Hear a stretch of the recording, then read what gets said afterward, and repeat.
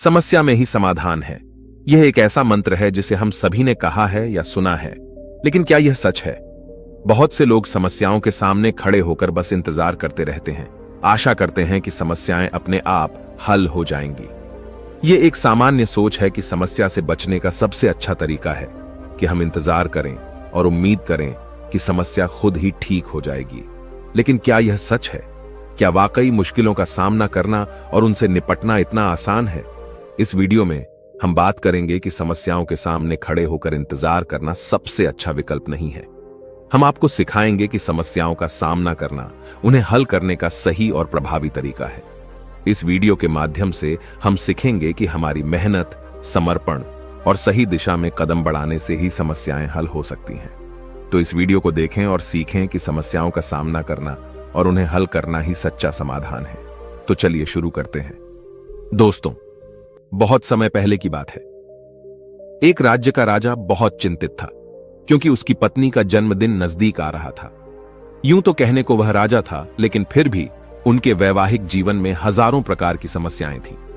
परंतु राजा जन्मदिन पर अपनी पत्नी को एक ऐसा उपहार देना चाहता था कि जिससे उनके जीवन में जो दुख है वह कम से कम उस दिन के लिए दूर चला जाए।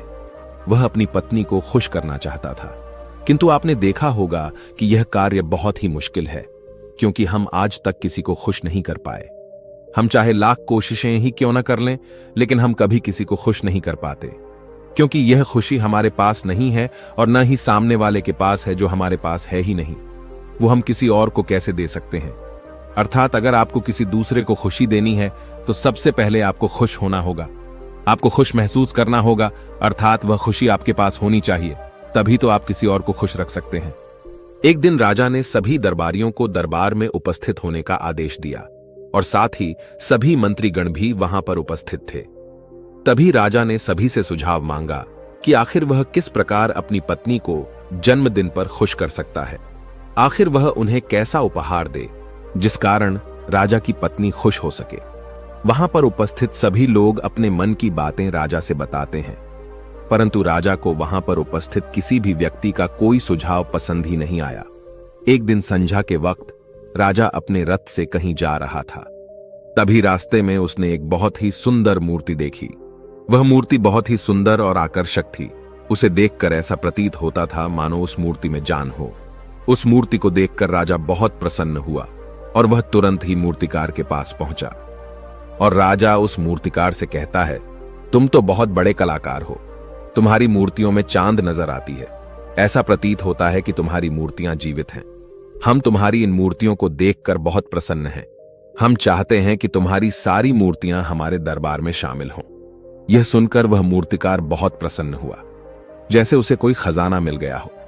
लेकिन तभी राजा ने उस मूर्तिकार से एक और बात कही, देखो, मैं चाहता हूं कि तुम मेरे दरबार में शामिल हो जाओ, किंतु उससे पहले तुम्हें हमारे लिए हमारी रानी की ऐसी मूर्ति बनानी होगी जिसे देखकर वह खुश हो जाए और अपने सारे दुख दर्द भूल जाए। और यदि तुम ऐसा न कर सके तो मैं तुम्हारा सर धड़ से अलग कर दूंगा। राजा के मुख से यह सुनकर मूर्तिकार घबरा गया। उसके पसीने छूट गए। वह राजा को मना भी कैसे करे, इसीलिए उसने न चाहते हुए भी राजा को स्वीकृति दे दी। राजा उस मूर्तिकार की बात सुनकर बहुत प्रसन्न हुआ और वो वापस महल लौट गया। लेकिन उधर दूसरी तरफ जो मूर्तिकार अब तक बहुत प्रसन्न था, जो अपने मन से मूर्तियां बनाया करता था, जो हमेशा खुश रहता था, अब वह दुखी हो गया था। वह गहरे दुख में चला गया था। वह डर के कारण रानी की मूर्तियां बनाना शुरू करता है, परंतु जो भी मूर्ति बनाता था उस मूर्ति को देखकर ऐसा प्रतीत होता था मानो वह मूर्ति बहुत दुखी है, उसे किसी प्रकार का कोई दुख है।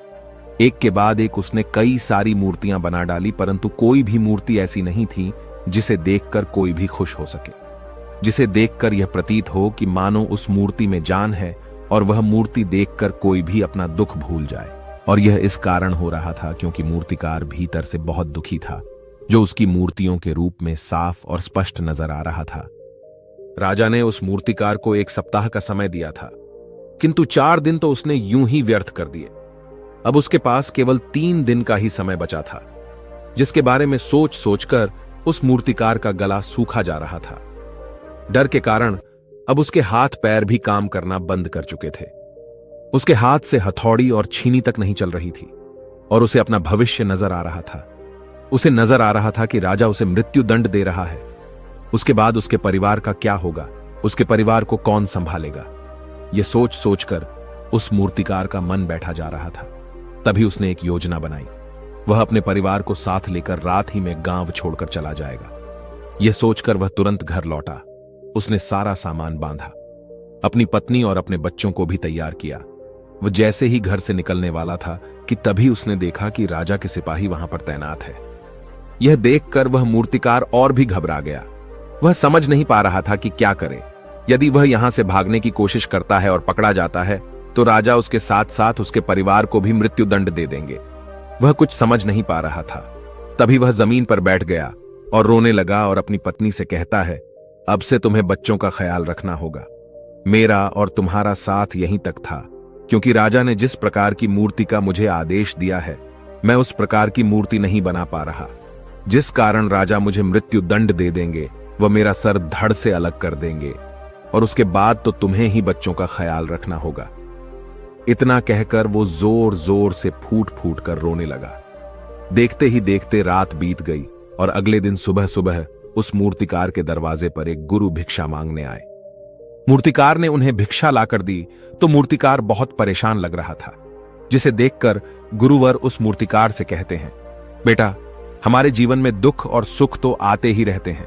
हमारे जीवन में दुख और समस्याएं तो होती ही हैं, किंतु इन सभी दुख और समस्याओं का समाधान और निवारण भी होता है, परंतु हम केवल दुख और समस्याएं ही देखते हैं। उन दुख और समस्याओं के छिपे निवारण और समाधान को हम कभी नहीं देख पाते। यदि तुम ध्यान से देखोगे तो हर समस्या का समाधान है और हर दुख का निवारण भी है। मैं यह अच्छी तरह जानता हूं कि तुम यहां से अपनी पत्नी और बच्चों को लेकर भाग जाना चाहते थे, किंतु ऐसा हो नहीं सका। उस मूर्तिकार ने जब गुरु के मुख से यह बातें सुनी तो वह उनके चरणों में जा गिरा और हाथ जोड़कर उन गुरुवर से कहता है, हे गुरुवर, आप ही बताइए मैं क्या करूं। राजा ने मुझे मूर्ति बनाने का आदेश दिया है, किंतु मैं चाहकर भी मूर्ति नहीं बना पा रहा, और यदि मैंने मूर्ति नहीं बनाई तो राजा मुझे मृत्यु दंड दे देंगे और उसके बाद मेरे परिवार का क्या होगा, उनका ख्याल कौन रखेगा। तभी गुरुवर उस मूर्तिकार से कहते हैं, बेटा, आंख बंद कर लेने से कुछ नहीं होने वाला, क्योंकि दुख और समस्याएं तो वहीं की वहीं खड़ी रहती हैं। ध्यान देने और कर्म करने से सब कुछ बदल जाता है। यदि तुम केवल आंखें बंद करके यह सोचोगे कि तुम्हारी समस्याएं चली जाएंगी तो ऐसा कभी नहीं होगा। इतना कहकर उन गुरुवर ने उस मूर्तिकार के कानों में कुछ कहा और उसके बाद वह वहां से चले गए। उन गुरु के वहां से चले जाने के बाद वह मूर्तिकार महल गया, जिसे देखकर राजा उस मूर्तिकार से कहता है, लगता है तुमने समय से पहले ही एक अद्भुत मूर्ति तैयार कर ली है। बताओ वो मूर्ति कहां है, मैं भी उसे देखना चाहता हूं। इस पर मूर्तिकार जवाब देते हुए कहता है, महाराज, अभी तक मैंने मूर्ति तैयार नहीं की है, परंतु आपके दिए हुए समय पर मैं अवश्य ही वह अद्भुत मूर्ति तैयार कर लूंगा।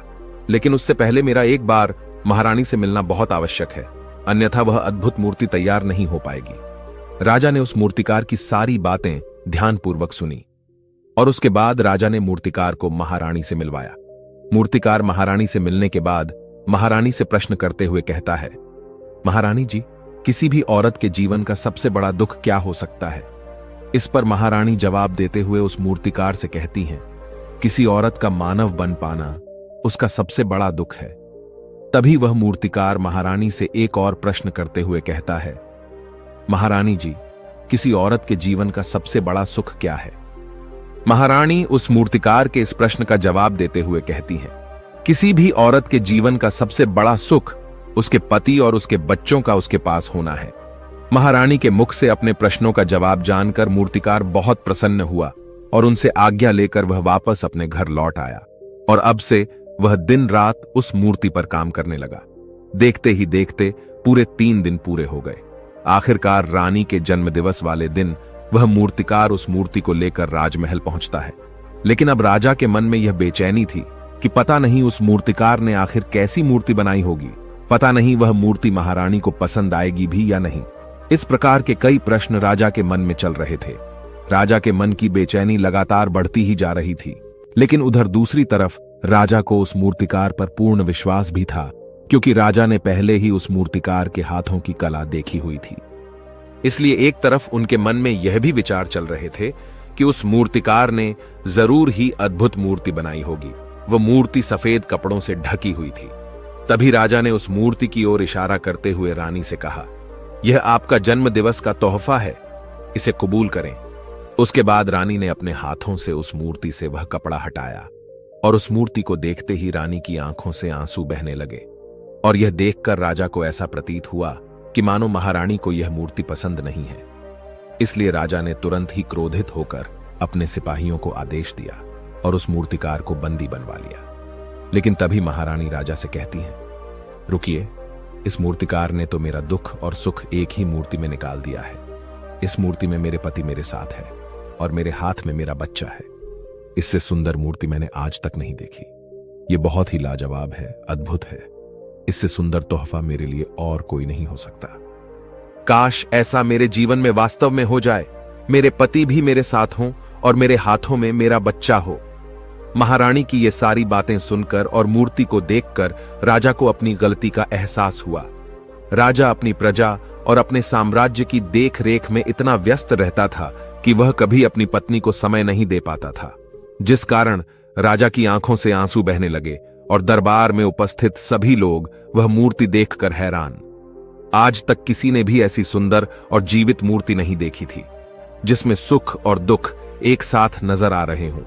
उसके बाद उस राजा ने उस मूर्तिकार को रिहा करवाया और उसे ढेरों इनाम दिए और अपने राज्य दरबार में जगह भी दी।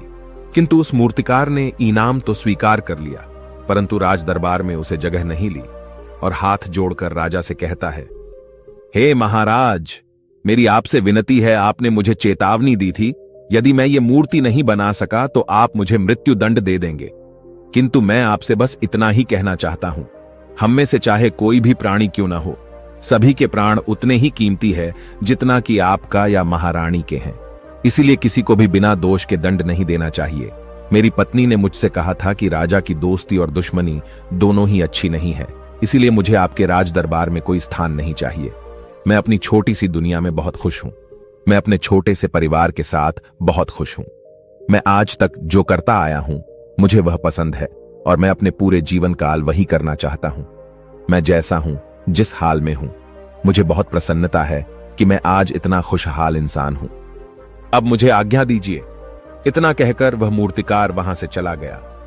दोस्तों, इसी प्रकार हमारे जीवन में भी बहुत बड़े बड़े संकट और दुख आते जाते हैं, किंतु वास्तव में तो यह दुख और संकट हमें कुछ सिखाने के लिए आते हैं, किंतु हम तो केवल उन दुख और समस्याओं को ही देखते रह जाते हैं। हम उनका निवारण खोजने का तनिक भी प्रयास नहीं करते, और जब हम दुख के समय क्रोध करते हैं तो हम वास्तविकता में अपना ही नुकसान कर लेते हैं।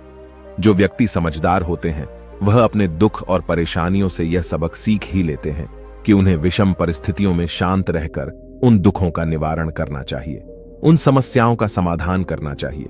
किंतु हम में से अधिकांश लोग यह नहीं सीख पाते और वे लोग दुख और परेशानियों के समय पर क्रोधित हो ही जाते हैं। वह इस बात को अच्छी तरह जानते हैं कि हमें दुख और समस्या के समय पर शांत रहना चाहिए और उसका समाधान खोजने का प्रयास करना चाहिए, किंतु हम बार बार वही गलती दोहराते रहते हैं। जब भी हमारे सामने कोई विषम परिस्थिति उत्पन्न होती है तो हम बार बार क्रोधित हो जाते हैं और क्रोध में आकर हम अपना ही नुकसान कर लेते हैं, क्योंकि क्रोध में हम कभी भी कोई चीज सीख नहीं सकते। क्रोध में हमारा मस्तिष्क काम करना बंद कर देता है और उसे केवल वह परिस्थिति नजर आती है, वह समय नजर आता है जो उसके खिलाफ है और जो जीवन के दुखों से, इन समस्याओं से कुछ सीख नहीं पाता। ऐसा व्यक्ति पूर्ण रूप से एक दलदल में फंसे हुए इंसान की तरह है, जो परिस्थितियों के दलदल में कुछ इस प्रकार फंस चुका है कि वह वहां से निकल नहीं सकता। फिर वह चाहे कितना भी हाथ पैर क्यों न मार ले, और जितना हाथ पैर मारेगा वह उतना ही उस दलदल में फंसता चला जाएगा। जबकि आपको हाथ पैर न मारकर बल्कि शांत रहकर अपने मस्तिष्क का प्रयोग करना चाहिए और यह सोचना चाहिए कि इस दुख, इस समस्या और इस विषम परिस्थिति का समाधान क्या हो सकता है। किंतु आप तो अपने आप को पहले से ही दलदल में डाल चुके हैं और ऐसी स्थिति में आप बाहर निकलने के बारे में न सोचकर लगातार और हाथ पैर मारकर आप अपने आप को उस दलदल में और भी नीचे डुबाते जा रहे। तो ऐसी परिस्थिति में आप भला उस समस्या, उस परिस्थिति का सामना कैसे करेंगे, वहां से बाहर कैसे निकलेंगे? और वहीं पर जो व्यक्ति थोड़े भी जागृत है जो दुख और समस्याओं का निवारण और समाधान खोजने में वास्तव में अपना समय लगाते हैं। वह यह जानते हैं कि निवारण और समाधान एक हीरे की तरह है, वह हीरे की खान की तरह है। जिस प्रकार एक हीरे को ढूंढा जाता है, फिर उसे तराशा जाता है, जिसके बाद उस हीरे की कीमत बहुमूल्य हो जाती है, ठीक वैसे ही दुख और समस्या में समाधान और निवारण खोजने की आवश्यकता होती है, और वह हमें खोजने भी चाहिए। और जब आपको मिल जाते हैं, तब आपको एक ऐसी संपदा मिलती है, एक ऐसी समझ, एक ऐसा विश्वास, एक ऐसी शक्ति मिलती है कि उसके बाद आपके सामने जब भी कोई समस्या या कोई परेशानी आती है तो आप अकेले नहीं होते, बल्कि आप यह समझ जाते हैं कि वह विषम परिस्थिति आपको कुछ सिखाने आई है और आप उसका डटकर सामना करते हैं। उससे वह सारी चीजें सीखते हैं जो वह आपको सिखाना चाहती है, और उसके बाद आप और भी मजबूत होते चले जाते हैं। आपका विश्वास और भी बढ़ता चला जाता है, आप और भी शक्तिवान और बलवान होते चले जाते हैं। इसीलिए महात्मा बुद्ध कहते हैं कि यदि दुख है तो उसका निवारण भी है, यदि समस्या है तो उसका समाधान भी है। इसलिए केवल दुख में उलझे मत रहिए, बल्कि उस दुख का निवारण कीजिए, और यही आपको करना चाहिए। केवल हाथ पर हाथ धरे बैठे रहने से या फिर यूं ही समय को व्यर्थ गंवाने से आपको कभी भी उसका निवारण नहीं मिलेगा, बल्कि जितना आप उस दुख और समस्या से अपनी जान छुड़ाकर भागने की कोशिश करेंगे, उतनी ही तीव्रता से आपके पीछे भागेगी। और जैसे जैसे समय बीतता जाएगा, वह दुख और समस्या और भी विकराल रूप ले लेगी, और तब उसका सामना करना और भी मुश्किल हो जाएगा। इसलिए यदि कोई दुख और समस्या अभी आपके सामने है, तो उसे लड़िए, डटकर सामना कीजिए, उससे सीखिए और निवारण कीजिए। दोस्तों, आपने आज के इस वीडियो से क्या सीखा, वह मुझे आप कमेंट में बता सकते हैं। इसी के साथ में उम्मीद है कि आपको आज की वीडियो पसंद आई होगी, तो इस वीडियो को उस इंसान को शेयर करें जिससे यह कहानी सुनने की जरूरत है, और उसी के ठीक बाद चैनल को सब्सक्राइब करें। तो चलिए फिर मिलते हैं ऐसी एक और नई वीडियो में एक नए मैसेज के साथ। तब तक के लिए अपना ख्याल